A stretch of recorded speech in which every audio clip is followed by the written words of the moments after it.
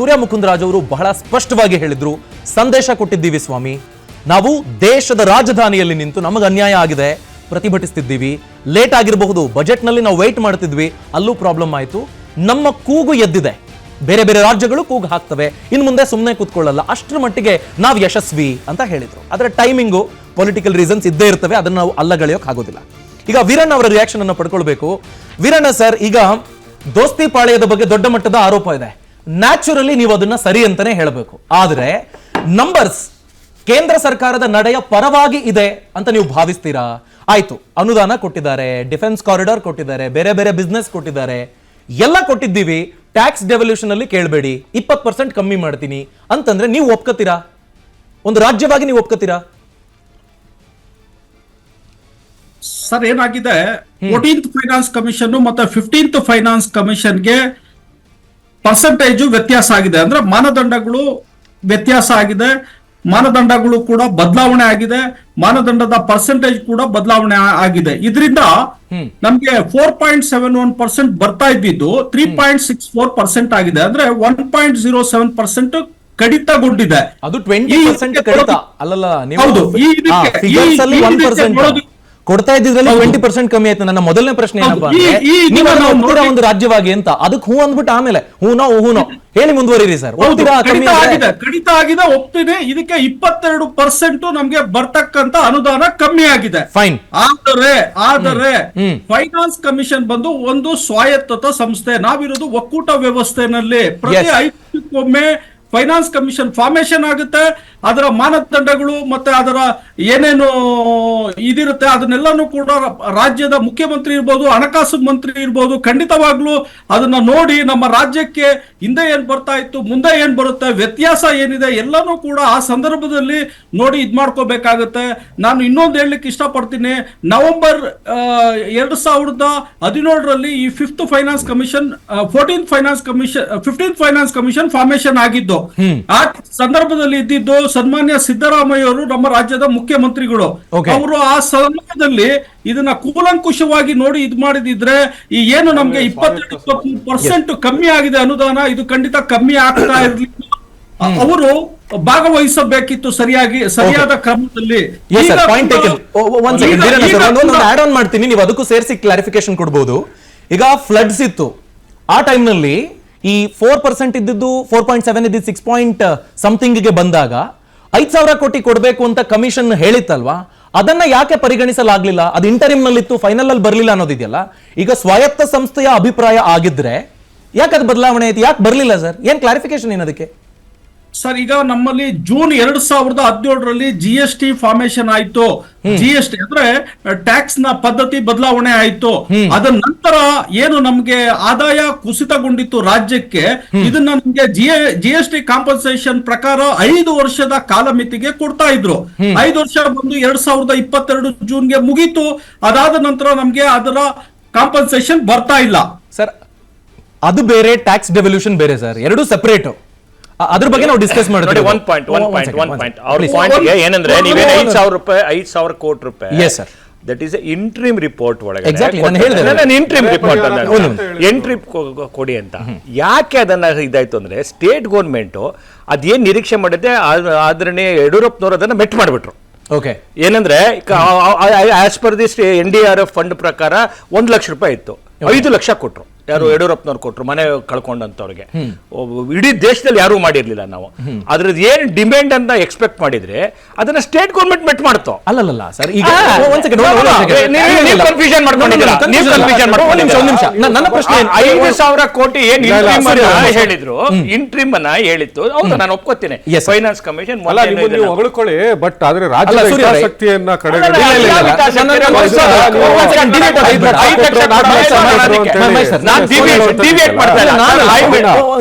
ನಾನೇನ್ ಪಾಯಿಂಟ್ ಹೇಳಕ್ ಬಂದಿದ್ದು ಅಂದ್ರೆ, ಈಗ ಫಿನಾನ್ಸ್ ಕಮಿಷನ್ ಸ್ವಾಯತ್ತ ಸಂಸ್ಥೆ, ಅವರ ಡಿಸಿಷನ್ ಫೈನಲ್ ಅನ್ನೋದಾದ್ರೆ ಒಂದು ಕಾನ್ಸ್ಟಿಟ್ಯೂಷನಲ್ ಬಾಡಿದು, ರಾಜ್ಯ ಸರ್ಕಾರ ಕೈಗೊಳ್ಳುವ ನಿರ್ಣಯ ಫಿನಾನ್ಸ್ ಕಮಿಷನ್ ನ ಏನು ಹೇಳಿದೆ ಅಲ್ವಾ, ಒಂದು ಅಭಿಪ್ರಾಯವನ್ನ ಕೊಟ್ಟಿದೆ, ಅದನ್ನ ಬದಲಾಯಿಸಬಹುದಾ ಹಾಗಾದ್ರೆ? ಆಗಲ್ಲ. ನೋಡಿ ನೀವು ನೋಡಿ ಒಂದು ವಿಷಯ ಹೇಳ್ತೀನಿ, ನಾನು ಸಿದ್ದರಾಮಯ್ಯ ನೋಡಿ ಹೇಳ್ತೀನಿ, ಅನೇಕ ಒಂದು ವಿಷಯ ಹೇಳ್ತೀನಿ, ಬಾಡಿ ಆಗಿ ಒಂದು ಕೀಪ್ ಆನ್ ಒಂದು ಫೈನಾನ್ಸ್ ಕಮಿಷನ್ ಒಂದು ಸ್ಟೇಟ್ಗೆ ಅಡ್ವೈಸ್ ಮಾಡ್ತಾನೆ ಇರುತ್ತೆ. It's a part of the advisory. It is not an instruction, it is a part of advisory. Fine. ಆ ಅಡ್ವೈಸರಿ ಬೇಸ್ಡ್ ಮೇಲೆ ಇವ್ರು ಕೇಳ್ತಿರ್ತಕ್ಕಂಥದ್ದು. ಆದ್ರೆ ಅದೇನ್ 5,000 ಕೋಟಿ ಯಾವ ಕಾಸ್ಗೋಸ್ಕರ ಅಡ್ವೈಸರಿ ಮಾಡಿತ್ತು ಯಾವ್ದು ಫೈನಾನ್ಸ್ ಕಮಿಷನ್, ಅದ ಪರ್ಪಸ್ ಸರ್ವ್ ಮಾಡಿದ್ರು ಯಡಿಯೂರಪ್ಪನವರು.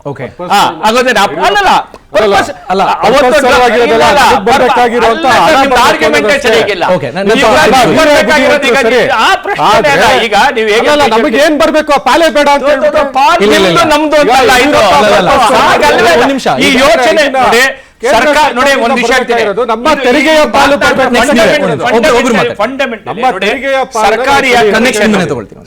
ಸರ್ಕಾರಿಯ ಕಮಿಷನ್ ಅದಾದ್ಮೇಲೆ ಒಂದು ಪುನಚ್ಚಿ ಕಮಿಷನ್ ಅಂತ 2 ಕಮಿಷನ್ ಅನ್ನ ಕಾನ್ಸ್ಟಿಟ್ಯೂಟ್ ಮಾಡ್ತಾರೆ government, state and central relation ಬಗ್ಗೆ ಅಂತ ಕೆಲಸ. ಅವರ ರೆಕಮೆಂಡೇಶನ್ ಯಾವ್ದಾದ್ರು ಮೊದಲು ರಾಜ್ಯಗಳು ಈ ತರ ಆತಂಕದಲ್ಲಿದ್ವು. ಕೇಂದ್ರ ಅಂದ್ರೆ ಮೊದಲನೇ ಬಾರಿಗೆ ಕೇಂದ್ರ ಬೇರೆ ಎಲ್ಲಾ ರಾಜ್ಯಗಳಿಗೆ ಇವತ್ತು ಮಾತನಾಡ್ತಾ ಆದರಣೀಯ ಮೋದಿ ಅವರು ಅದನ್ನು ಹೇಳಿದ್ರು, ಒಂದು ರಾಜ್ಯ ಕಾಂಪಿಟೇಟಿವ್ ಫೆಡರಲಿಸಮ್ ಇರಬೇಕು, ಒಂದು ರಾಜ್ಯ ಒಂದು ಹೆಜ್ಜೆ ಮುಂದೆ ಇಟ್ಟರೆ ನಾನು 2 ಹೆಜ್ಜೆ ಮುಂದೆ ಇಡ್ತೀವಿ ಅಂದ್ಬಿಟ್ಟು ಇವತ್ತು ರಾಜ್ಯಗಳಿಗೆ ಕೊಟ್ಟಿರ್ತಕ್ಕಂಥದ್ದು. ನಾನು ಹೇಳ್ತೀನಿ 11.5 ಲಕ್ಷ ಕೋಟಿ ರೂಪಾಯಿ ಇನ್ಫ್ರಾಸ್ಟ್ರಕ್ಚರ್ ಕೊಟ್ಟಿದ್ದೀವಿ ನಾವು. ಅದು ಆ ದುಡ್ಡು ಎಲ್ಲಿಗೆ ಹೋಗ್ತದೆ ಸರ್? ಏನ್ ಗೊತ್ತಾ, ಈಗ ನಮ್ಮ ಎಲ್ಲಿಗೆ ಹೋಗುತ್ತೆ ಹೇಳಿ? ಒಂದು ನಿಮಿಷ ರಾಜ್ಯಗಳಿಗೆ ಹೋಗೋದಿಲ್ವಾ? ರೇವಂತ್ ಕುಮಾರ್ ಸಿಗೋದಿಲ್ವಾ? ಡೆಫಿನೆಟ್ಲಿ ಇನ್ವೆಸ್ಟ್ಮೆಂಟ್ ದುಡ್ಡು ರಾಜ್ಯಗಳಿಗೆ ಬರುತ್ತಾ ಬೇಡವಾ? ಕೆಪೆಕ್ಸ್ ವ್ಯಾಲ್ಯೂ ಆಗುತ್ತಾ ಇಲ್ವಾ? ಆಗುತ್ತೆ. ಆಗತ್ತೆ ಅಂದ್ಮೇಲೆ ಆ ಲಾಭ ಬೇಡ ಈ ಲಾಭ ಯಾವ ಅರ್ಥ ಇದು ಸರ್? ಒಂದು ನಿಮಿಷ ನಾವು ಜನರಿಗೆ ಒಂದು ನಿಮಿಷ ಸರ್, ಈಗ ಟ್ಯಾಕ್ಸ್ ಡೆವಲ್ಯೂಷನ್ ಬಗ್ಗೆ ಮಾತಾಡಬೇಕಾದ್ರೆ ಮತ್ತೆ ನಾವು ಗ್ರಾಂಟ್ ಗೆ ಜಂಪ್ ಆಗುವಾಗ, ಅನುದಾನಕ್ಕೆ ಅಂತ ಜಂಪ್ ಆಗುವಾಗ ಕನ್ಫ್ಯೂಷನ್ ಆಗುತ್ತೆ. ನನ್ನ ಪ್ರಶ್ನೆ ಇದ್ದಿಷ್ಟೇ, ಈಗ ಫಿನಾನ್ಸ್ ಕಮಿಷನ್ ಸ್ವಾಯತ್ತ ಸಂಸ್ಥೆ, ಕಾನ್ಸ್ಟಿಟ್ಯೂಷನಲ್ ಬಾಡಿ, ಯಾರೋ ಅದರ ಮೇಲೆ ಪ್ರಭಾವ ಹೇರೋದಕ್ಕೆ ಆಗೋದಿಲ್ಲ ಅನ್ನೋದಾದ್ರೆ BSY ಅವರು ಕೈಗೊಂಡ ನಿರ್ಣಯ ಅಲ್ಲೇನೋ ಬದಲಾವಣೆ ಮಾಡುತ್ತೆ, ಇಂಟ್ರಿಮ್ ರಿಪೋರ್ಟ್ ಅಲ್ಲಿ ಇದ್ದಿದ್ದು ಫೈನಲ್ ರಿಪೋರ್ಟ್ ಅಲ್ಲಿ ಇಲ್ಲ ಅಂದ್ರೆ ಅದು ಸರಿ ಮೆಸೇಜ್ ಕೊಡಲ್ಲ ಅನ್ನೋದಷ್ಟೇ ನನ್ನ ಉದ್ದೇಶ ಇದ್ದಿದ್ದು. ಒಂದು ರೀಕರೆಕ್ಷನ್ ಮಾಡ್ಕೊಳ್ಳಿ, ಅದು ಅಡ್ವೈಸರಿ. ಓಕೆ ಫೈನ್, ಅಷ್ಟನ್ನ ಅಡ್ವೈಸರಿ ಮಾಡ್ಕೊಳ್ಳಿ. It is not an order, advisory. Okay, ನಾನು ಉತ್ತರ ಪಡ್ಕೊಳ್ತೀನಿ ಸರ್. ಈಗ ಈ ತರದ ಬದಲಾವಣೆಗಳು ಆನ್ ಪ್ರಾಪರ್ ಗ್ರೌಂಡ್ಸ್, ನೀವಾಗಲೇ ಹೇಳ್ತಿದ್ರಿ ಕ್ರೈಟೀರಿಯಾ ಅಂಡ್ ವೇಟ್ಸ್, ಅದರ ಇಂಪ್ಯಾಕ್ಟ್ ಎಷ್ಟು? ಪೊಲಿಟಿಕಲ್ ವಿಮ್ಸ್ ಅಂಡ್ ಫ್ಯಾನ್ಸೀಸ್ ನ ಬಗ್ಗೆ ನಿರ್ಮಲಾ ಸೀತಾರಾಮನ್ ಅವರು ಮಾತಾಡುವಾಗ ಎಲ್ರಿಗೂ ಹೋಗಿರೋ ಮೆಸೇಜ್ ಏನಪ್ಪಾ ಅಂದ್ರೆ 5,500 ಕೋಟಿ ಬರಬೇಕಾಗಿತ್ತು, ಮೇಡಮ್ ಫಿನಾನ್ಸ್ ಮಿನಿಸ್ಟರ್ ಬೇಡ ಅಂತಂದ್ರು, ಅದಕ್ಕೆ ಬಂದಿಲ್ಲ ಅಂತ. ಈ ಎರಡರ ಬಗ್ಗೆನೂ ಕ್ಲಾರಿಟಿ ಬೇಕು ಪ್ಲೀಸ್. ಈಗಾಗಲೇ ನಾನು ಯಾವ ಸ್ಟ್ರಕ್ಚರ್ ನಲ್ಲಿ ದುಡ್ಡು ಕೊಡ್ತಾರೆ ಅನ್ನೋದನ್ನ ನಿಮಗೆ ಅರ್ಥ ಆಗಿದೆ. ಒಂದು ಸ್ವಲ್ಪ ಇಂಡಿಪೆಂಡೆನ್ಸ್ ಆದಮೇಲೆ ಒಂದು ಸ್ವಲ್ಪ ಇತಿಹಾಸ, ಇದಕ್ಕೆಲ್ಲ ಒಂದು ಸ್ವಲ್ಪ ಇತಿಹಾಸ ಬೇಕು. ಏನಾಯಿತು, ಈ ಕಡೆ ಚೈನಾ ಮತ್ತು ಪಾಕಿಸ್ತಾನಿನ ಈ ಜಗಳ ಎಲ್ಲಿ ನಮ್ಮ ದೇಶಕ್ಕಾಗತ್ತೆ ಅನ್ನೋದಕ್ಕೋಸ್ಕರ ಎಲ್ಲ ಪಬ್ಲಿಕ್ ಸೆಕ್ಟರ್ ಇಂಡಸ್ಟ್ರಿಗಳು, ಡಿಫೆನ್ಸ್ ಸೆಕ್ಟರ್ಸು, ಏನೇ ಡೆವಲಪ್ಮೆಂಟ್ಗಳು ಬರೀ ಸೌತ್ ಇಂಡಿಯಾನಲ್ಲೇ ಮಾಡಿದರು. ಮತ್ತು ನಮ್ಮ ಸೌತ್ ಇಂಡಿಯಾ ಅದಕ್ಕೆ ಏನಾಯಿತು, ಎಕನಾಮಿಕಲಿ ಚೆನ್ನಾಗಿ ಬೆಳೆಯೋಕ್ಕೂ ಶುರುವಾಯಿತು, ಅಗ್ರಿಕಲ್ಚರಲ್ಲಿ ತುಂಬ ಸ್ಟ್ರಾಂಗ್ ಆದರು, ಮತ್ತು ಕಮರ್ಷಿಯಲ್ ಕ್ರಾಪ್ಗಳನ್ನ ಬೆಳೆದು ಓದು ವಿದ್ಯಾಭ್ಯಾಸ ಎಲ್ಲ ಚೆನ್ನಾಗಾಯಿತು. ಇದಕ್ಕೆ ಇನ್ನೊಂದು ಇತಿಹಾಸ ಹೇಳಬೇಕು ಅಂದರೆ 5,000 ವರ್ಷದಿಂದ ನಾರ್ತ್ ಇಂಡಿಯಾ ಯಾವತ್ತೂ ಜಗಳಗಳಿಗೆ ಫೇಮಸ್ ಆಗೋಗಿರೋದು, ಬೇರೆ ದೇಶಗಳಿಂದ ಜಗಳ. ನಮ್ಮ ಸೌತ್ ಇಂಡಿಯಾದಲ್ಲಿ ಏನಾಗೋಯ್ತು, ಕೇವಲ ಟ್ರೇಡ್ಗೋಸ್ಕರ ಬರೋಕ್ಕೆ ಶುರು ಮಾಡಿದ್ರು, ಯಾಕೆಂದರೆ ನಮ್ಮ 3 ಸೈಡ್ ವಾಟರ್ ಇದ್ದಿದ್ದರಿಂದ. ಆದ್ದರಿಂದ ನಮ್ಮ ಸೌತ್ ಇಂಡಿಯಾ ಸಾವಿರಾರು ವರ್ಷಗಳಿಂದ ನಾವು ಸುಭಿಕ್ಷವಾಗೇ ಇದ್ದೀವಿ. ಇದು ಫಸ್ಟ್ ಪಾಯಿಂಟ್ ನಾವು ಅರ್ಥ ಮಾಡ್ಕೋಬೇಕಾಗಿರೋದು. ಸೆಕೆಂಡ್ ಏನಾಯಿತು, ಎಲ್ಲ ನಮ್ಮ ಸೌತ್ ಇಂಡಿಯಾಗೆ ಬಂದಾಗ ನಾರ್ತ್ ಇಂಡಿಯಾನಲ್ಲಿ ಯಾವುದೇ ಥರದ ಡೆವಲಪ್ಮೆಂಟ್ ಆಗಲಿಲ್ಲ.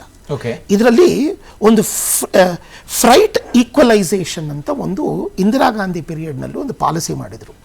ಇದೇನು ಅಂದರೆ ಅವ್ರದ್ದು ಕೆಟ್ಟ ಉದ್ದೇಶ ಅಲ್ಲ, ತುಂಬ ಒಳ್ಳೆಯ ಉದ್ದೇಶದಿಂದ ದೇಶದ ಡೆವಲಪ್ಮೆಂಟ್ ಆಗಬೇಕು ಅಂತ ಹೇಳಿ ಯಾವ ಸ್ಟೇಟ್ಗಳಿಂದ ಮಿನರಲ್ಸ್ಗಳನ್ನ ಓರ್ಗಳನ್ನ ಟ್ರಾನ್ಸ್ಫರ್ ಮಾಡಿಸ್ಕೊಳ್ತೀರೋ ಇದರಿಂದ ನೀವು ಸಬ್ಸಿಡಿನಲ್ಲಿ ನಾವು ಕೊಡ್ತೀವಿ ಅಂತ ಹೇಳಿದರು. ಉದ್ದೇಶ ಏನಿತ್ತು, ದೇಶ ಬೆಳೆಸಬೇಕು ಅನ್ನೋ ಉದ್ದೇಶ. ಈ ಮ್ಯಾನುಫ್ಯಾಕ್ಚರರ್ಸ್ ಕಂಪನಿಗಳು ಏನು ಮಾಡಿದ್ರು, ಎಲ್ಲಿ ಪೋರ್ಟಿನ ಪಕ್ಕದಲ್ಲಿದೆಯೋ ಎಲ್ಲರೂ ಕಂಪನಿಗಳನ್ನ ಅಲ್ಲಿ ಹಾಕ್ಕೊಂಡ್ರು. ಸೊ ಇದರಿಂದ ಏನಾಯಿತು, ಈ ಬಿಹಾರ, ಉತ್ತರ ಪ್ರದೇಶ, ಛತ್ತೀಸ್ಗಢ ಇವರೆಲ್ಲ ಏನಾಗಿದೆ ಅಲ್ಲಿಗಳಿಗೆ, ಇದು ಲ್ಯಾಂಡ್ ಲಾಕ್ಡ್ ಸ್ಟೇಟ್ಸ್. ಇದಕ್ಕೆ ಆದಾಯಗಳು ಬರಲಿಲ್ಲ, ಡೆವಲಪ್ಮೆಂಟು ಆಗಲಿಲ್ಲ. ಇವತ್ತು ನಮಗೆ ಚೆನ್ನಾಗಿ ಆದಾಯ ಕೊಡ್ತಾ ಇರೋ ಯಾವ ಸ್ಟೇಟ್ಗಳು ಅಂದರೆ ಎಲ್ಲ ನಮ್ಮ ಕೋಸ್ಟಲ್ ರೀಜನ್ನಲ್ಲಿರೋ ಸ್ಟೇಟ್ಗಳು, ಗುಜರಾತು, ಗೋವಾ, ತಮಿಳುನಾಡು, ಕರ್ನಾಟಕ, ಕೇರಳ, ಈ ಮಹಾರಾಷ್ಟ್ರ, ಈ ಆಂಗಲ್ನಲ್ಲಿ ನಮಗೆ ಕೊಡ್ತಾ ಇರೋದು. ಈ ಬೆಳೀತಾ ಇರೋದ್ರಿಂದ ನಮ್ಮ ಸೌತ್ ಇಂಡಿಯಾ ಸುಭಿಕ್ಷವಾಗಿ ಬೆಳೆಯೋಕ್ಕೆ ಶುರುವಾಯಿತು. ಇದರಲ್ಲಿ ಒಂದು ಆರ್ಗ್ಯುಮೆಂಟ್ ಹೇಳ್ತೀನಿ ಕೇಳಿ, ಜನ ಅರ್ಥ ಮಾಡ್ಕೊಳ್ದೇ ಇರೋ ಆರ್ಗ್ಯುಮೆಂಟು ಅಂತ. ವಾಲ್ವೋ ನಮ್ಮ ಹೊಸಕೋಟೆಯಲ್ಲಿ ಫ್ಯಾಕ್ಟ್ರಿ ಇರೋದು, ಇದ್ರದ್ದು ಹೆಡ್ ಆಫೀಸು ಬೆಂಗಳೂರಲ್ಲೇ ಇರೋದು. ಎಲ್ಲೇ ಬೆಂಗಳೂರಿನಲ್ಲಿ ಇಂಡಿಯಾನಲ್ಲಿ ವೋಲ್ವೋ ಬಸ್ ತಗೊಂಡ್ರೆ ಅದರ ಆದಾಯನ ತೋರಿಸ್ಕೊಳ್ಳೋದು ಬೆಂಗಳೂರಲ್ಲೇ. That is what GST tells you.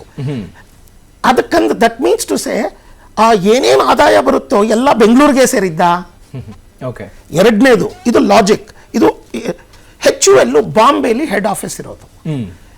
Soap paste ಬರೀ ಬಾಂಬೆಲಿ ಮಾತ್ರ ಯೂಸ್ ಮಾಡ್ತಾರಾ? ಇಡೀ ಇಂಡಿಯಾನಲ್ಲಿ ಬರುವ ಆದಾಯ ಬಾಂಬೆಲಿ ತೋರಿಸ್ತಾ ಇದ್ದಾರೆ. ಆದ್ರಿಂದ ಅದು ಬಾಂಬೆ ಆದಾಯ ಆಗಲ್ಲ, ಇಡೀ ದೇಶದ ಆದಾಯ ಆಗುತ್ತೆ.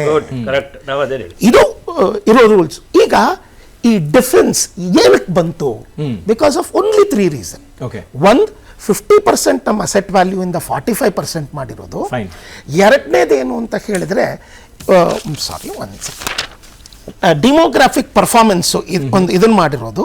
ಟ್ಯಾಕ್ಸ್ ಅಂತ ಇನ್ನೊಂದು ಫ್ಯಾಕ್ಟರ್ ಮಾಡಿದ್ದಾರೆ. ಇದರಿಂದ ಡಿಮೋಗ್ರಾಫಿಕ್ ಟ್ಯಾಕ್ಸು ನಮ್ಮ ಸ್ಟೇಟ್ಗಳಿಗೆ ಉಪಯೋಗನೇ. ಬಟ್ ಪಾಪ್ಯುಲೇಷನ್ ಒಂದು ನಮ್ಮಲ್ಲಿ ಪ್ರಾಬ್ಲಮ್ ಆಯ್ತು. ಏನಕ್ಕಾಗುತ್ತೆ? ನಮ್ಮ ಮ್ಯಾಪ್ ನ ನೋಡಿದ್ರೆ ಸೌತ್ ಇಂಡಿಯಾ ತುಂಬಾ ಪಾಪ್ಯುಲೇಷನ್ ಜಾಗ್ರಫಿಕಲಿನೂ ಕಮ್ಮಿ, ಪಾಪ್ಯುಲೇಷನ್ ಅಲ್ಲೂ ಕಮ್ಮಿ. ಆದ್ರಿಂದ ಟ್ರೆಡಿಷನಲಿ ನಮಗೆ ಬರೋ ದುಡ್ಡುಗಳು ಕಮ್ಮಿ. ಯಾಕೆಂದ್ರೆ ನಾರ್ತ್ ಇಂಡಿಯಾ ದೊಡ್ಡ ಜಾಗ ಮತ್ತೆ ಡೆವಲಪ್ಮೆಂಟು ಆಗದೆ ಇರೋ ಜಾಗ.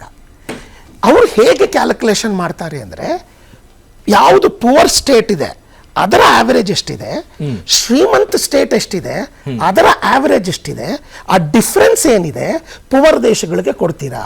ಇವತ್ತು ನೀವು ಕೇವಲ ಬಿಹಾರ, ಉತ್ತರ ಪ್ರದೇಶ ನೀವು ಮಾತಾಡ್ತಾ ಇದ್ದೀರಾ. ನಾನು ನಿಮಗೆ ಇನ್ನೊಂದು ಆಯಾಮ ಹೇಳ್ತೀನಿ ಕೇಳಿ. ನಾವು 70 ವರ್ಷದಿಂದ ನಾವು ನಾರ್ತ್ ಈಸ್ಟ್ ಕಡೆ ಗಮನನೇ ಕೊಟ್ಟಿರಲಿಲ್ಲ. ಕಾರಣ ಏನಕ್ಕೆ ಅಂದರೆ ಚೈನಾ ಒಂಥರ ಅನ್ಸೆಡ್ ರೂಲ್ ಆಗಿತ್ತು, ನೀನು ನಾರ್ತ್ ಈಸ್ಟ್ ಬರಬೇಡ, ಯಾರು ನಮ್ಮ ದೇಶ ನಾವು ಬೆಳೆಸಬೇಕು ಅನ್ನೋ ಒಂದು ಇದನ್ನು ಹೋಗೇ ಇರಲಿಲ್ಲ. ಸರ್, ಇವತ್ತು ನಾರ್ತ್ ಈಸ್ಟ್ಗೆ ಕೊಡ್ತಾ ಇರೋ ದುಡ್ಡು ಹೇಳ್ತೀನಿ ಕೇಳಿ. ನಿಮಗೆ 100 ರೂಪಾಯಿಗೆ ಅರುಣಾಚಲ್ ಪ್ರದೇಶ್ಗೆ 4863 ರೂಪಾಯಿ ಕೊಡ್ತಾ ಇದೆ ಸರ್ಕಾರ. ನಾಗಾಲ್ಯಾಂಡ್ಗೆ 1253 ರೂಪಾಯಿ ಕೊಡ್ತಾ ಇದೆ. ಮಣಿಪುರ್ಗೆ 1484 ಕೋಟಿ ರೂಪಾಯಿ ಕೊಡ್ತಾ ಇದೆ. ಮಿಜೋರಂಗೆ 3583 ಕೋಟಿ ಕೊಡ್ತಿದೆ. ಏನಕ್ಕೆ ಅಂದರೆ ಈ ದೇಶದ ಈ ಸ್ಟೇಟ್ಗಳ ಟ್ರಾನ್ಸ್ಪೋರ್ಟ್, ಇನ್ಫ್ರಾಸ್ಟ್ರಕ್ಚರ್, ಹೆಲ್ತ್, ಎಜುಕೇಶನ್, ಎಲ್ಲ ನ್ಯಾಚುರಲ್ ರಿಸೋರ್ಸಸ್ ಎಲ್ಲದರಲ್ಲೂ ಕನಿಷ್ಠವಾಗಿರೋ ಸ್ಟೇಟ್ಗಳಿದು. ಇದನ್ನ ಬೆಳೆಸಬೇಕು ಅನ್ನೋ ಉದ್ದೇಶದಿಂದ ಕೊಡ್ತಾ ಇದ್ದಾರೆ. ಆದರೆ ಇದರಲ್ಲಿ ನಮ್ದು ಲುಕ್ಕಿಸ್ಟ್ ಪಾಲಿಸಿ ಅಂತ ಹೇಳಿ ತಾವೇನು ಈಗ ಉಲ್ಲೇಖ ನಾನು ಸರಿ ತಪ್ಪು ನೀವು ಆಸ್ ಎ ಎಕನಾಮಿಸ್ಟ್ ನೀವು ಅದೇಳಿ. ಆದ್ರೆ ನಾನು ಹೇಳ್ಬೇಕಾಗಿರ್ತಕ್ಕಂಥದ್ದು, ನೀವು ಯಾಕೆ ನೀವು ಏನು ಚೈನಾ ಇದಕ್ಕೆ ಬೆಳೆಸಬಾರ್ದು ಅಂತಂದ್ರೆ, ಅವತ್ತು ನಮ್ಮ ಇನ್ಕಾಂಪಿಟೆನ್ಸ್ ಇತ್ತು. ಏನಂತಂದ್ರೆ ಅದೇನು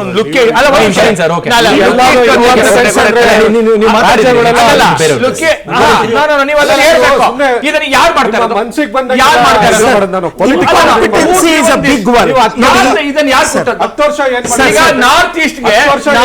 ನಾರ್ತ್ ಈಸ್ಟ್ಗೆ ಇಷ್ಟು ದೊಡ್ಡ ಪ್ರಮಾಣದ ನೋಡಿ, every fort night cabinet minister ಅಲ್ಲಿಗೆ ಹೋಗ್ಬೇಕು ಅಂತ ಫಿಕ್ಸ್ ಮಾಡಿದ್ರು.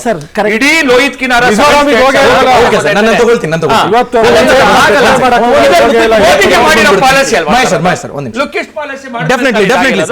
ಈಗ ನಾವು ಒಂದು ಕ್ವಿಕ್ ಬ್ರೇಕ್ಗೆ ಹೋಗೋದಕ್ಕೆ ಮುಂಚೆ ಒಂದು ಸಣ್ಣ ಮಾಹಿತಿಯನ್ನು ನಿಮಗೆ ಕೊಡಬೇಕು. ಈಗ ಸರ್ ಹೇಳಿದ್ರು ಕ್ರೈಟೀರಿಯಾ ಮತ್ತೆ ವೈಟೇಜ್ ಅಂತ.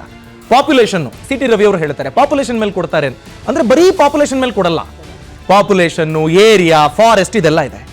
ರೆಕಮೆಂಡೇಶನ್ ಅಂತ ನೀವು ನೋಡ್ಕೊಂಡ್ರೆ ರಾಜ್ಯ ಸರ್ಕಾರದಿಂದ ರೆಕಮೆಂಡೇಶನ್ ಹೋಗಿದ್ದು ಪಾಪ್ಯುಲೇಷನ್ಗೆ 15% ನೀವು ತಗೋಬೇಕು ಅಂತಂದ್ರು. ಫೈನಲ್ ರೂಲಲ್ಲಿ 15% ಇದೆ. ಏರಿಯಾ 15% ಕನ್ಸಿಡರ್ ಮಾಡಿ ಅಂದ್ರು, ಏರಿಯಾದಲ್ಲಿ ಇದೆ 15%. ಈಗ 14ನೇ ಕಮಿಷನ್ ನಲ್ಲಿ ಅವರು ತಗೊಂಡಿರೋದು. ಫಾರೆಸ್ಟ್ ಅಂಡ್ ಎಕಾಲಜಿ 10% ಇದೆ.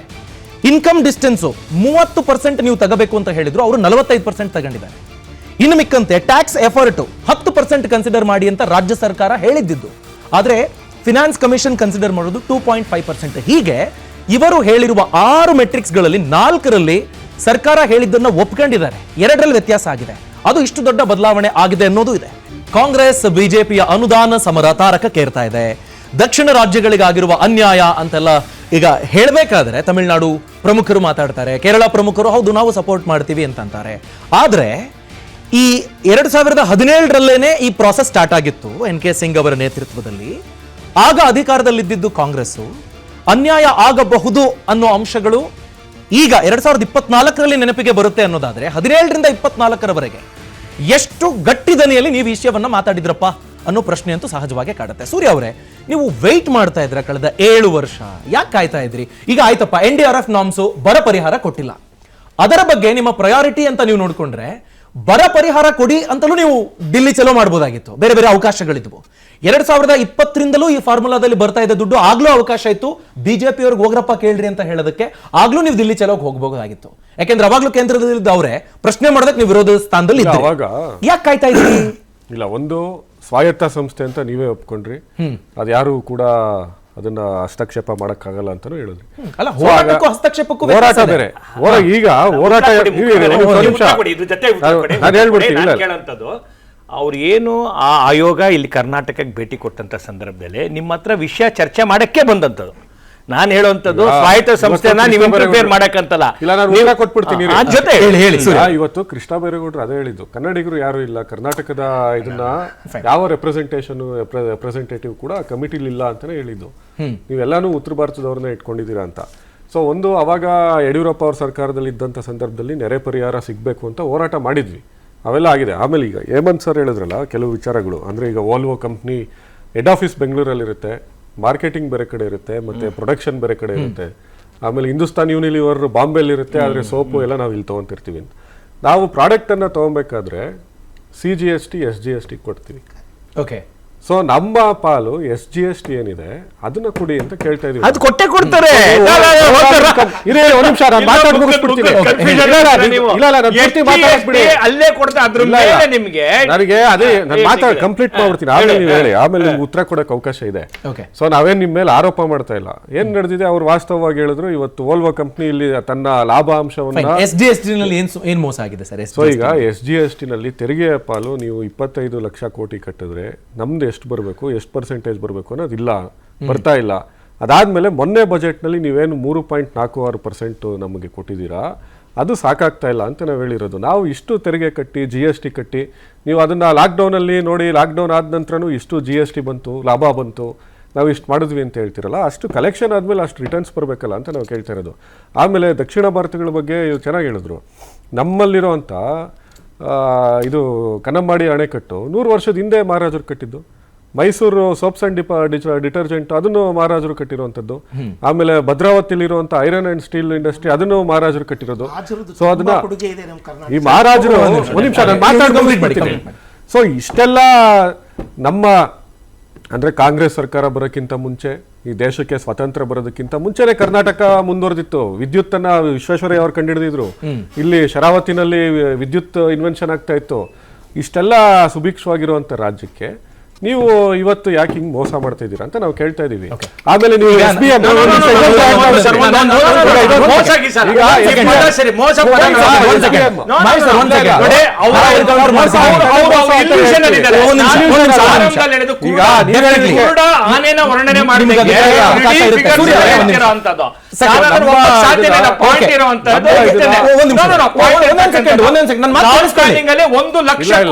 ಈ ರಾಜ್ಯದೊಳಗಡೆ ಕಳೆದ 5 ವರ್ಷದಲ್ಲಿ ರಸ್ತೆಗಳು ಕೊಟ್ಟಿದ್ದೀವಿ.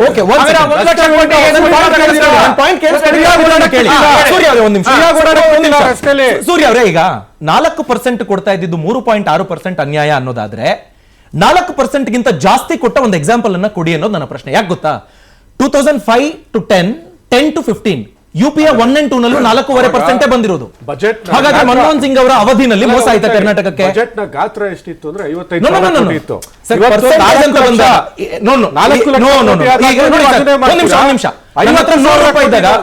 ನನ್ನ ಹತ್ರ ₹100 ಅನುದಾನ ಇದ್ದಾಗ ನಾನು 5% ಕೊಟ್ರೆ ಅದು ಎಷ್ಟು ವ್ಯಾಲ್ಯೂನೋ, ₹200 ಇದ್ದಾಗ 5% ಕೊಟ್ಟರು ಅಷ್ಟೇ ವ್ಯಾಲ್ಯೂ ಮಾಡಿ ಅಂತ. ಮನಮೋಹನ್ ಸಿಂಗ್ ಸರಿ ಇಲ್ಲಪ್ಪ, ಅದೇ ಆಯ್ತು ನಿಮ್ ಪ್ರಕಾರ. ಒಂದ್ ನಿಮಿಷ ಅಲ್ಲ, 50,000 ನೀವು ಹೇಳಿದ್ರಲ್ಲ, ಮಾತನ್ನ ರಿಪೀಟ್ ಮಾಡ್ತೀರಾ? ಅದನ್ನ ಹೇಳ್ತೀನಿ, ಕೇಳಿಸ್ಕೊಳ್ಳಿ. ಅವ್ರ ಅವಧಿನಲ್ಲಿ ಅನ್ಯಾಯ ಆಗಿದೆ. ಆಯ್ತು ಕೇಳಿಸ್ಕೊಳ್ಳಿ, ಒಂದ್ ನಿಮಿಷ ಹೇಳ್ತೀನಿ. ಈಗ ನೀವ್ ಹೇಳೋ ಪ್ರಕಾರ ಹೋಗೋದಾದ್ರೆ ಮನಮೋಹನ್ ಸಿಂಗ್ ಅನ್ಯಾಯ ಮಾಡಿದ್ದಾರೆ ಅಂತ ನೀವು ಯಾಕೆ ಕಂಟಿನ್ಯೂ ಮಾಡ್ತೀರಾ? ಅನ್ಯಾಯ ಆಗಿದೆಯಾ ಇಲ್ವಾ? ಆಗಿದೆ ಅಂತ ಕಮ್ಮಿ ಆಗಿದ್ದ ಅನ್ಯಾಯ ಅನ್ನೋದಾದ್ರೆ ಈ ಅನ್ಯಾಯ ಮನಮೋಹನ್ ಸಿಂಗ್ 10 ವರ್ಷದಲ್ಲಿ ಆಗಿದೆ ಅನ್ನೋ ನನ್ನ ಪಾಯಿಂಟ್. ಅಲ್ಲ, ಮನಮೋಹನ್ ಸಿಂಗ್ ಒಪ್ಕೋತೀರಾ? 10 ವರ್ಷದಲ್ಲಿ ಅನ್ಯಾಯ ಆಗಿದೆ ಅಂತ ಆದ್ರೆ 5 ವರ್ಷದಲ್ಲಿ ಇವ್ರು ಇದ್ರಲ್ವಾ, ಅವತ್ತು ಹೋರಾಟ ಮಾಡ್ಬೇಕಾಯ್ತು ಮನಮೋಹನ್ ಸಿಂಗ್ ವಿರುದ್ಧ. ನಿಮ್ಮ ಅನಾಲಿಸಿಸ್ ಅದನ್ನೇ ಹೇಳ್ತಾ ಇದ್ದೀನಿ. ಸೂರ್ಯ ಅವರೇ, ಈಗ ಒಂದ್ ನಿಮಿಷ ಅದನ್ನೇ ಮತ್ತೊಮ್ಮೆ ಪ್ರಶ್ನೆ ಹೇಳ್ಬಿಡ್ತೀನಿ. ಈಗ ನೋಡಿ, ಅಲ್ಲ, ನಿಮ್ ಪ್ರಶ್ನೆ ಅರ್ಥ ಆಯ್ತು ಅರ್ಥ ಆಯ್ತು ತಾನೆ? ಅರ್ಥ ಆಯ್ತು. ಮತ್ತೆ ಯಾಕೆ ಇರಬಹುದು, ಆಗಬಹುದು, ಈಗ ಈಗ ಮೋಸ ಇರಬಹುದು, ಆಗಿದೆ ಅಲ್ವಾ? ಆಗೋದಲ್ಲ. ಈಗ ಮೋದಿ ಅವರ ಅವಧಿನಲ್ಲಿ ಈಗ ಫಿನಾನ್ಸ್ ಕಮಿಷನ್ 15 ಫಿನಾನ್ಸ್ ಕಮಿಷನ್ 50,000 ಕೋಟಿಗೂ 50,000 ಕೋಟಿ ಇದ್ದಂತ ಸಂದರ್ಭದಲ್ಲಿ ಬಜೆಟ್ ಗಾತ್ರಕ್ಕೂ ಅವತ್ತು GST ಇರ್ಲಿಲ್ಲ, Correct. ವ್ಯಾಟ್ ಸಂಗ್ರಹಣೆ ಮಾಡ್ತಿದ್ರು. ನಿಮ್ಗೆ ವ್ಯಾಟ್ ಸಂಗ್ರಹಣೆ ಮಾಡ್ಬೇಕಾದ್ರೆ ರಾಜ್ಯದಲ್ಲೇ ನಿಮ್ಮ ಇದು ಉಳ್ಕೊಂತ ಇತ್ತು. ಇವ್ರೇನಂತ ಹೇಳಿದ್ರು, ನೀವು GST ಸಂಗ್ರಹಣೆ ಮಾಡ್ಬಿಟ್ಟು CGST ಸ್ಟೇಟ್ GST ಎರಡೂ ನಮ್ಗೆ ಕೊಡಿ, ನಾವು ಆಮೇಲೆ ಹಂಚಿಕೆ ಮಾಡ್ತೀವಿ ಅಂತ ಹೌದು ಸರ್. ಈಗ ಸಿದ್ದರಾಮಯ್ಯ ಬೆಳಗ್ಗೆ ಅದನ್ನ ಮಾತಾಡಿದ್ರು. ಮನಮೋಹನ್ ಸಿಂಗ್ ಅದನ್ನ ಮಾಡಿದ್ರಲ್ಲ, ಸರ್ಚಾರ್ಜು ಡಿವಿಸಿಬಲ್ ಪೂಲ್ ಅಲ್ಲಿ ಇಲ್ಲ, ಅದ್ರಲ್ಲಿ ಬಂದಿದ್ರೆ ಇನ್ನೂ ಜಾಸ್ತಿ ಬರೋದು ಅಂತ ಹೇಳಿದ್ರು. 1971 ಸೆನ್ಸಸ್ ತಗೊಂಡಿದ್ರೆ ಇನ್ನೂ ಚೆನ್ನಾಗಿ ಬರ್ತಿತ್ತು ಅಂತ ನಾನು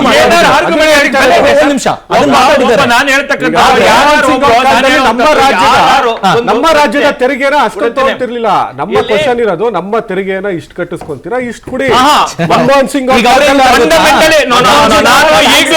ಸಂಗ್ರಹ ಜಾಸ್ತಿ ನಮ್ಮ ಹಣನ ನೀವು ತಗೊಂಡು ವಾಪಸ್ ಕೊಡೋದ್ರಲ್ಲಿ ನೀವು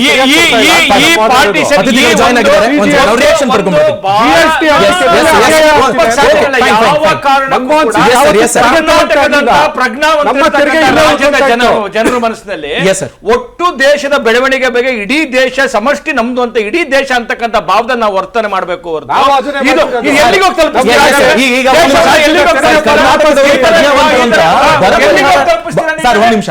ರಾಜಕೀಯ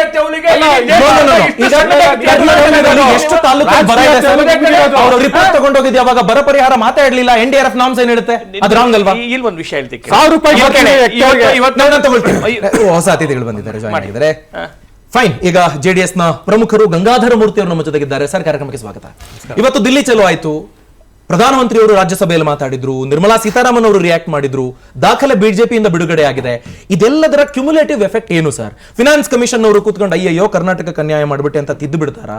ಈ ಏನ್ ನಿಮ್ಮ ಎಂಡ್ ರಿಸಲ್ಟ್ ಅಂತ ನೀವೇನ್ ನೋಡ್ತೀರಿ ಇವತ್ತಿನ ದಿನದ? ಒಂದು ನಾವು ಕರ್ನಾಟಕ ರಾಜ್ಯ ಮತ್ತು ದೇಶದ ರಾಜ್ಯದ ರಾಜಕಾರಣ ನೋಡ್ತಾ ಇದ್ರೆ, ಇವತ್ತು ಎರಡು ಪಾರ್ಟಿಗಳು ಇವತ್ತಿನ ಪರಿಸ್ಥಿತಿಯಲ್ಲಿ ಕಾಂಗ್ರೆಸ್ ಪ್ರಾರಂಭ ಮಾಡ್ತು, ಚುನಾವಣಾ ರಾಜಕಾರಣ ಮಾಡ್ತಿದ್ದಾರೆ, ನೋ ಡೌಟ್. ಎಸ್, ಯಾಕೆ ಅಂತ ಹೇಳಿ ಅದನ್ನೇ ಹೇಳ್ತೀನಿ. ಮೊನ್ನೆ ಸಿದ್ದರಾಮಯ್ಯನವರು 13 ಬಡ್ಜೆಟ್ ಮಂಡಿಸಿದಂಥ ಫೈನಾನ್ಸ್ ಮಿನಿಸ್ಟ್ರು, ಅವರಿಗೆ ಮಿನಿಮಮ್ ಕಾಮನ್ ಸೆನ್ಸ್ ಇರಬೇಕಿತ್ತು ಅಂತ ನನ್ನ ಭಾವನೆ. ಯಾಕೆ ಅಂತಂದರೆ ಅವ್ರಿಗೆ ಗೊತ್ತು ಈ 15th ಫೈನಾನ್ಸ್ ಕಮಿಷನಲ್ಲಿ ಆಗಿರ್ತಕ್ಕಂಥ ಆದೇಶಗಳು ಮತ್ತು ಆಗಬೇಕಾಗಿರೋದನ್ನು ಚೇಂಜ್ ಮಾಡಬೇಕು ಅಂತಂದರೆ ಯಾವ ಸರ್ಕಾರಕ್ಕೂ ಅಧಿಕಾರ ಇಲ್ಲ. ಫೈನ್. ಸೆಂಟ್ರಲ್ ಗೌರ್ಮೆಂಟ್ಗೂ ಇಲ್ಲ, ಸ್ಟೇಟ್ ಗೌರ್ಮೆಂಟ್ಗೂ ಇಲ್ಲ. ಓಕೆ, ಅದು ನೆಕ್ಸ್ಟ್ ಕಮಿಷನ್ ಫಾರ್ಮ್ ಆಗೋವಾಗ ನೀವೇನಾದರೂ ಕರೆಕ್ಷನ್ಸ್ ಇದ್ದರೆ ಹೇಳ್ಬೇಕು. ಅದು ಬಿಟ್ಟರೆ ಈ ಪರಿಸ್ಥಿತಿಲಿ ಏನೂ ಆಗಬೇಕಾಗಿಲ್ಲ. ಒಂದು ಹೋರಾಟ ಮಾಡಬೇಕಾಗಿದ್ದು ನಿಜ, ಬರ ಪರಿಹಾರ ಹಣ ಇನ್ನೂ ಬಂದಿಲ್ಲ, ಅದಕ್ಕೆ ಬರಬೇಕು ಅನ್ನೋದಕ್ಕೆ ಹೋರಾಟ ಮಾಡೋದ್ರಲ್ಲಿ ಸತ್ಯ ಇದೆ. ಮಾಡಬೇಕು, ಅದನ್ನು ಯಾರಾದರೂ ಮಾಡಬೇಕು. ಕೇಂದ್ರ ಸರ್ಕಾರನೂ ಸ್ಪಂದಿಸಬೇಕಾಗಿತ್ತು, ಇಷ್ಟೊತ್ತಿಗೆ ಸ್ಪಂದಿಸಿಲ್ಲ, ಸ್ಪಂದಿಸುತ್ತೆ ಅಂತ ಅನ್ಕೊಂಡಿದ್ದೀನಿ ನಾನು. Fine sir. ಎರಡನೇದಾಗಿ, ಇವತ್ತು ನೀವು ಮೊನ್ನೆ ಕಾಂಗ್ರೆಸ್ ಸರ್ಕಾರ ಬಂದು ಎಷ್ಟು ದಿವಸ ಆಯಿತು? 9 ರಿಂದ 10 ತಿಂಗಳಾಯಿತು. ಏನು ಮಾಡ್ತಿದ್ರು ಇಲ್ಲಿವರೆಗೂ? ಒಂದು ನನಗೆ ಗೊತ್ತಿದ್ದಂಗೆ ಮಾನ್ಯ ಮುಖ್ಯಮಂತ್ರಿಯವರು ಆಸ್ ಅ ಫೈನಾನ್ಸ್ ಮಿನಿಸ್ಟರ್ ಒಂದು GST ಮೀಟಿಂಗು ಇವತ್ತಿನವರೆಗೂ ಹೋಗಿಲ್ಲ. ಕೃಷ್ಣ ಬೈರೇಗೌಡರನ್ನು ಕಳಿಸ್ತಾರೆ. ಅದನ್ನೇ ಒಂದು ನಿಮಿಷ, ಅದಕ್ಕೆ ಹೇಳಿದ್ದು, ಕೃಷ್ಣ ಬೈರೇಗೌಡರನ್ನು ಕಳಿಸ್ತಾರೆ. ಕೃಷ್ಣ ಬೈರೇಗೌಡರು meeting every 2 months or 3 months ಒಂದು ಮೀಟಿಂಗ್ ಆಗುತ್ತೆ. ಆಚೆ ಕಡೆ ಬಂದು ಇವತ್ತಿನವರೆಗೂ GST ನಲ್ಲಿ ನಮ್ಗೆ ಈ ರೀತಿ ಅನ್ಯಾಯ ಆಗ್ತಾ ಅಂತ ಒಂದು ದಿವಸನೂ ಹೇಳಿಲ್ಲ, ಸಾರ್ವಜನಿಕವಾಗೂ ಹೇಳಿಲ್ಲ, ಮತ್ತೆ GST ಕಮಿಟಿ ಮೀಟಿಂಗ್ ಅಲ್ಲೂ ಹೇಳಿಲ್ಲ. ಒಂದು. ಎರಡನೇದು, 15th ಫೈನಾನ್ಸ್ ಕಮಿಷನ್ ಫಾರ್ಮ್ ಆಗಿದ್ದೆ ಯಾವಾಗ? ಇಟ್ಸ್ 2018 ನಲ್ಲಿ ಫಾರ್ಮ್ ಆಗಿ ಕರ್ನಾಟಕ ರಾಜ್ಯಕ್ಕೂ ಆ ಫೈನಾನ್ಸ್ ಕಮಿಷನ್ ಬಂದು, ಅವತ್ತಿನ ಮುಖ್ಯಮಂತ್ರಿ ಯಾರು? ಸನ್ಮಾನ್ಯ ಶ್ರೀ ಸಿದ್ದರಾಮಯ್ಯನವರು ಬಂದು ಅವತ್ತು ಚರ್ಚೆ ಮಾಡಿ ನಿಮ್ ಏನೇನ್ ಬೇಕು ಏನು ಬೇಡ ಅನ್ನೋದನ್ನೆಲ್ಲ ಪೂರ್ತಿ ಕೊಟ್ಟಿರ್ತಾರೆ. ಈಗ ಇವ್ರು ಹೇಳೋದೇನು, 4.1% ಇತ್ತು, 4.67% ಇತ್ತು, 1% ಕಮ್ಮಿ ಆಗಿದೆ. ನಿಮಗೆ ಕಮ್ಮಿ ಆಗಿದ್ದು ಗೊತ್ತಾಗಿದೆ ಇವತ್ತಾ? 2018 ಸಿದ್ದರಾಮಯ್ಯನವರು ಇದ್ದಾಗೆ 2020 ಅವತ್ತೇ ಗೊತ್ತಾಗಿದೆ. ಅವತ್ತಿಂದ ಯಾವ ವಿರೋಧ ಪಕ್ಷದ ನಾಯಕರಾಗಿದ್ರಿ, ಯಾಕೆ ಅದನ್ನ ಪ್ರಶ್ನೆ ಮಾಡಲಿಲ್ಲ ಅವತ್ತಿಂದ? ಇನ್ನೂ ಒಂದು ಪಾಯಿಂಟ್ ಬೇಡ, 2014 13th ಫೈನಾನ್ಸ್ ಕಮಿಷನ್ಗೂ 14th finance commission 13th finance commission ಅಲ್ಲಿ 32% ಇತ್ತು ನಮಗೆ ಟ್ಯಾಕ್ಸ್ ರಾಜ್ಯಗಳಿಗೆ ಡಿಸ್ಟ್ರಿಬ್ಯೂಟ್ ಮಾಡೋದಲ್ಲಿ. ಮೋದಿ ಅವರು ಬಂದು ಕೂತ್ಕೊಂಡ್ಮೇಲೆ ಅದು 42% ಆಯ್ತು. ಫೈನ್. ಓವರ್ ಟ್ಯಾಕ್ಸ್ ಡಿವಿಷನ್ 10% ಜಾಸ್ತಿ ಆಯ್ತು. ನಿಮಗೆ ಫಸ್ಟ್ ಕಮಿಷನ್ ಇಂದ 13 ಕಮಿಷನ್ ಅವ್ರಿಗೂ ಎಷ್ಟು ಪರ್ಸೆಂಟೇಜ್ ಜಾಸ್ತಿ ಆಗಿದೆ ಅಂತ ಕ್ಯಾಲ್ಕುಲೇಟ್ ಮಾಡೋದು ಓನ್ಲಿ 2%. ಓಕೆ ಎಷ್ಟು 13 ಆಯೋಗಗಳು 2% ಅಷ್ಟೇ. ಓಕೆ ಅಲ್ಲಿ ಕಾಂಗ್ರೆಸ್ ಇತ್ತೋ, ದಳ ಇತ್ತೋ, ಬಿಜೆಪಿ ಇತ್ತೋ, ಬೇರೆ ವಿಚಾರ. ಓಕೆ ಆದ್ರೆ 32 ಇದ್ದಿದ್ದು ಏಕಾಏಕಿ 10% ಜಾಸ್ತಿ ಆಯ್ತು ಅಂದ್ರೆ ಅರ್ಥ ಏನು? ಅದು ಒಂದು ಕೊಡುಗೆ, ಆ ಭಾರತೀಯ ಜನತಾ ಪಾರ್ಟಿಯ ಸರ್ಕಾರದ ಮೋದಿ ಅವರ ಕೊಡುಗೆ. ಅದು 10% ಜಾಸ್ತಿ ಆಗಿದೆ. 42% ಬಂದ ಮೇಲೆ 15th ಫೈನಾನ್ಸ್ ಕಮಿಷನ್ಗೆ ಯಾಕೆ ಕಡಿಮೆ ಆಯ್ತು ಅಂತ ಬಹಳ ಜನ ಯಾರು ಮಾತಾಡ್ತಾ ಇಲ್ಲ. ಯಾಕೆ ಕಡಿಮೆ ಆಯ್ತು ಹೇಳಿ ನೋಡೋಣ. 18th ಅಲ್ಲಿ ಫಾರ್ಮ್ ಆಯ್ತು, ಎಕ್ಸಿಕ್ಯೂಷನ್ ಆಗಿದ್ದು 28th ಅಲ್ಲಿ. ಓಕೆ 2028 ಇಡೀ ಪ್ರಪಂಚಕ್ಕೆ ಒಂದು ಏನ್ ಬಂದಿತ್ತು? Okay corona ಕಾಡಿತ್ತು. 2 ವರ್ಷ. ಆ 2 ವರ್ಷದಲ್ಲಿ ಬಂದಂತ ಹಣವನ್ನ ಟ್ಯಾಕ್ಸು ಮತ್ತೊಂದೆಲ್ಲ ಸ್ಟಾಪ್ ಆಯ್ತು. ಓಕೆ ಅದರಲ್ಲೂ ಕಡಿಮೆ ಆಯ್ತು. ಅಡಿಷನಲ್ ದಟ್ ಬಿಜೆಪಿ ಸರ್ಕಾರ ಜಮ್ಮು ಕಾಶ್ಮೀರವನ್ನ ಕೇಂದ್ರಾಡಳಿತ ಪ್ರದೇಶವಾಗಿ ಇದ್ರೊಳಗೆ ಇನ್ಕ್ಲೂಡ್ ಮಾಡ್ತು. ಓಕೆ ರಾಜ್ಯಕ್ಕೆ ಡಿಸ್ಟ್ರಿಬ್ಯೂಟ್ ಮಾಡ್ತಾ ಇರ್ತಕ್ಕಂಥ ಶೇರ್ ಅಲ್ಲಿ 42% ಅಲ್ಲಿ ಒಂದು ಅಡಿಷನಲ್ ಆಡ್ ಆಯ್ತು. ಓಕೆ ಯಾಕೆ ಮೊದಲು ಜಮ್ಮು ಕಾಶ್ಮೀರ ಇರಲಿಲ್ಲ ಇದ್ರೊಳಗಡೆ. ಜಮ್ಮು ಕಾಶ್ಮೀರ್ಗೂ ಒಂದಷ್ಟು ಶೇರ್ ಕೊಡಬೇಕಾದಂತ ಪರಿಸ್ಥಿತಿ ಕೇಂದ್ರ ಸರ್ಕಾರಕ್ಕೆ ಬಂತು. ಆ ಸಂದರ್ಭದಲ್ಲಿ ಒಕ್ಕೂಟ ವ್ಯವಸ್ಥೆಯಲ್ಲಿ ಇರ್ತಕ್ಕಂಥ ನಾವು ಎಲ್ಲೆಲ್ಲಿಗೆ ಯಾರ್ಯಾರಿಗೆ ಹಂಚಬೇಕು ಅನ್ನೋದ್ರಲ್ಲಿ ಒಂದಷ್ಟು ಡಿಸ್ಟ್ರಿಬ್ಯೂಟ್ ಆಗಿದ್ದಾವೆ. ಖಂಡಿತವಾಗಲೂ ಹೇಳ್ಬೇಕು ಅಂತಂದ್ರೆ ಇನ್ನೊಂದು ಕ್ಯಾಲ್ಕುಲೇಷನ್ ನೋಡಿದೆ ಮೊನ್ನೆ ಸಿದ್ದರಾಮಯ್ಯನವರು ಪ್ರೆಸ್ ಮೀಟ್ ಮಾಡಿ ರಿಲೀಸ್ ಮಾಡಿದಾಗ. 2020 ಇಂದ 2026 ವರೆಗೂ ಈ 15th ಫೈನಾನ್ಸ್ ಕಮಿಷನ್ ಇರುತ್ತೆ. ಈಸ್ ಅಸ್ಯೂಮ್ ಮಾಡ್ಕೊಂಡ್ಬಿಟ್ಟಿದ್ದಾರೆ ಮೊನ್ನೆ ರಾಜ್ಯ ಸರ್ಕಾರದವರು. 24-25, 25-26 ನಮ್ಗೆ ಇಷ್ಟು ಕಮ್ಮಿ ಆಗುತ್ತೆ ಅಂತ ಅಸ್ಯೂಮ್ ಮಾಡ್ಕೊಂಡ್ಬಿಟ್ಟಿದ್ದಾರೆ. ನಾನು ಇನ್ನೊಂದು ಒಂದೇ ಪಾಯಿಂಟ್, ಕಾಂಗ್ರೆಸ್ ಗೌರ್ಮೆಂಟ್ ಇವತ್ತು ದೇಶದಲ್ಲಿ ಹೆಂಗೆ ವರ್ತಿಸ್ತಾ ಇದೆ ಅಂದ್ರೆ 24-25, 25-26 ನೆಕ್ಸ್ಟ್ 24 ಎಲೆಕ್ಷನ್ ಇದೆ. ಕೇಂದ್ರ ಸರ್ಕಾರ ನೀವು ಬರಬೇಕು ಅಂತ ಆಸೆ ಇದ್ರೆ, ನೀವು ಗೆಲ್ತೀವಿ ಅನ್ನೋ ಆಸೆ ಇದ್ದಿದ್ರೆ 24, 25, 25, 26 ಲೆಕ್ಕ ಹಾಕಂತಿರಲಿಲ್ಲ. ನಾವೇ ಬಂದು ಕೂತ್ಕೊಂತೀವ್ರಿ, ಸರಿಪಡಿಸ್ತೀವಿ ಅಂತ ಹೇಳ್ಬೋದಿತ್ತು. ಆದ್ರೆ ಅವ್ರು ಆಲ್ರೆಡಿ ಅಸ್ಯೂಮ್ ಮಾಡ್ಕೊಂಡಿದ್ದಾರೆ ನಾವು ಕೇಂದ್ರದಲ್ಲಿ ಬರಲ್ಲ, ಮತ್ತೆ ಮೋದಿ ಅವರೇ ಬರ್ತಾರೆ. ಆ ಕಾರಣಕ್ಕೋಸ್ಕರ ನಾವು ಈಗಲೇ ಅವ್ರ ಮೇಲೆ ಬ್ಲೇಮ್ ಮಾಡ್ಬಿಡೋಣ ಅಂತ ಹೇಳಿ 1,87,000 ಕೋಟಿ ಲಾಸ್ ಆಗಿದೆ ನಮ್ಗೆ ಅಂತ ತೋರಿಸ್ತಿದ್ದಾರೆ. ಅನುಕ್ಷಣದ ಸುದ್ದಿಗಳಿಗಾಗಿ ವಿಸ್ತಾರ ನ್ಯೂಸ್ ಯೂಟ್ಯೂಬ್ ಚಾನೆಲ್ ಸಬ್ಸ್ಕ್ರೈಬ್ ಮಾಡಿ. ಹೊಸ ಸುದ್ದಿಗಳ ನೋಟಿಫಿಕೇಶನ್ಗಾಗಿ ಬೆಲ್ ಐಕಾನ್ ಕ್ಲಿಕ್ ಮಾಡಿ. ಲೇಟೆಸ್ಟ್ ಅಪ್ಡೇಟ್ಸ್ಗಾಗಿ www.vistaranews.com ವೆಬ್ಸೈಟ್ಗೆ ವಿಸಿಟ್ ಮಾಡಿ. ಅಂಗೈಯಲ್ಲೇ ಜಗತ್ತಿನ ಸುದ್ದಿ ತಿಳಿಯಲು ವಿಸ್ತಾರ ನ್ಯೂಸ್ ಕನ್ನಡ ಆಪ್ ಡೌನ್ಲೋಡ್ ಮಾಡಿ.